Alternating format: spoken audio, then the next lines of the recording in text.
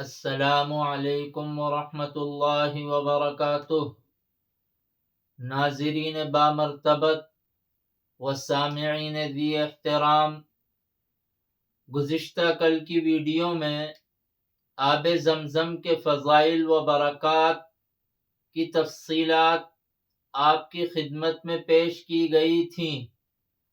اب آج کی ویڈیو میں بعون اللہ تعالی و فضلہ ان عیوب و نقائص، خامیوں و خرابیوں اور کمیوں کا ذکر کیا جا رہا ہے جن کے جانور میں موجود ہوتے ہوئے جانور کی قربانی جائز اور درست نہیں ہوتی۔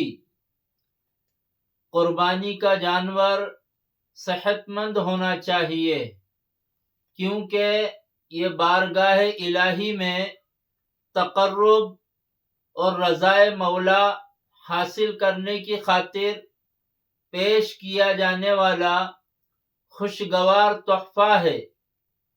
پس یہ ہر طرح کے عیب سے پاک ہونا چاہیے، خوب موٹا تازہ اور خوبصورت ہونا چاہیے۔ چوتھے پارے کی آیت لن تنالوا البر حتى تنفقوا مما تحبون اور صحیح مسلم شریف کی حدیث ان اللہ طیب لا يقبل الا طیبا میں صاف ستھرا اور محبوب مال اللہ کے راستے میں خرچ کرنے کا حکم اور تلقین ہے۔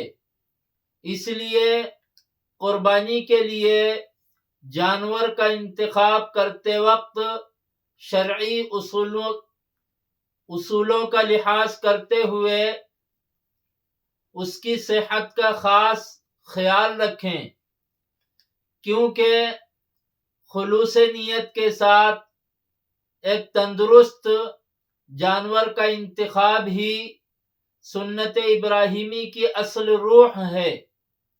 البتہ معمولی سا عیب معاف ہے، شریعت کچھ حد تک اسے گوارا کر لیتی ہے، لیکن عیب اگر زیادہ بڑا ہو تو شریعت اسے گوارا نہیں کرتی اور ایسے جانور کی قربانی صحیح نہیں ہوتی۔ شریعت کی نگاہ میں ناقابل معافی عیوب والے جانوروں کی فہرست و لسٹ ذہن نشین فرما لیں۔ نمبر 1، وہ پاگل جانور جو جنون اور پاگل پنی کی وجہ سے چارہ نہ کھاتا ہو۔ نمبر 2، وہ کھجلی میں مبتلا جانور جو کھجلی کی وجہ سے بے حد کمزور ہو گیا ہو۔ نمبر 3، وہ جانور جسے دونوں آنکھوں سے نظر نہ آتا ہو، یا ایک آنکھ سے دکھائی نہ دیتا ہو، یا کسی آنکھ کی تہائی سے زائد روشنی چلی گئی ہو۔ نمبر 4، وہ جانور جو بے حد کمزور ہو، یعنی اس کی ہڈیوں میں گودا بالکل ختم ہو چکا ہو۔ نمبر 5، وہ جانور جو قربان گاہ اور ذبح کرنے کی جگہ خود چل کر نہ جا سکتا ہو۔ نمبر 6، وہ جانور جس کی دم یعنی پونچھ 1/3 یعنی تیسرے حصے کے برابر یا اس سے زائد کٹ چکی ہو۔ نمبر 7، پیدائشی کان نہ رکھنے والا جانور یا ایسا جانور جس کا کان 1/3 حصے سے زیادہ کٹا ہو۔ نمبر 8، وہ بکری جس کا ایک تھن بالکل سوکھ جائے، یا اس کا ایک تھن نہ ہو، یا تھن 1/4 حصے کے برابر یا اس سے زائد کٹا ہوا ہو، یا تھن سے دودھ اترنے کی صلاحیت ختم ہو جائے، تو اس کی قربانی جائز نہیں ہے۔ لیکن اگر تھن میں دودھ اترنے کی صلاحیت موجود ہے، صرف کسی وجہ سے ان میں سوجن ہو گئی ہے اور وہ پھول گئے ہیں تو یہ عیب نہیں ہے، اس کی قربانی جائز ہوگی۔ اور اگر تھن سوجن کی وجہ سے خراب ہو گیا ہے کہ اس سے دودھ نہیں اتر سکتا تو اس کی قربانی جائز نہیں ہوگی۔ نمبر 9، وہ جانور جس کی ناک تہائی سے زیادہ کٹی ہوئی ہو۔ نمبر 10، وہ جانور جس کے اکثر دانت آئے ہی نہ ہوں یا اکثر دانت ٹوٹ گئے ہوں جس کی وجہ سے وہ چارہ نہ کھا سکے۔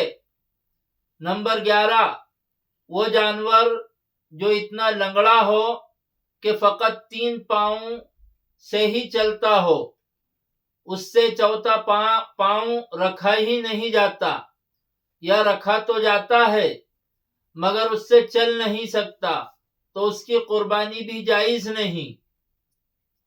پیدائشی سینگ نہ رکھنے والے جانور کی قربانی جائز ہے۔ اسی طرح ایک یا دونوں سینگ ٹوٹے ہوئے جانور کی قربانی بھی جائز ہے، بشرطے کہ سینگ بالکل جڑ سے یعنی سر کے اندر سے نہ اکھڑا ہو۔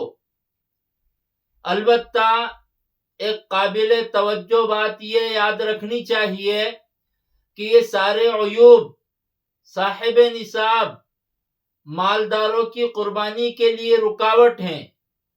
غریب لوگ جن پر سرے سے قربانی واجب ہی نہیں ہے، اگر وہ نفل قربانی کرنا چاہیں تو عیب زدہ جانوروں کی بھی قربانی کر سکتے ہیں اور اس صورت میں ان کی قربانی درست ہو جائے گی۔ اسی طرح قربانی کرنے کے لیے ذبح کرنے کی تدبیر کے دوران جانور میں کوئی عیب پیدا ہو جائے تو اس کے باوجود اس کی قربانی درست ہوگی۔ اللہ تعالی ہمیں فخر، ریا اور دکھلاوے سے محفوظ و مامون فرما کر اپنی خوشنودی کے لیے اخلاص کے ساتھ عمدہ سے عمدہ کارآمد جانور کی خوش دلی کے ساتھ قربانی کرنے کی ہمت و توفیق عطا فرمائے۔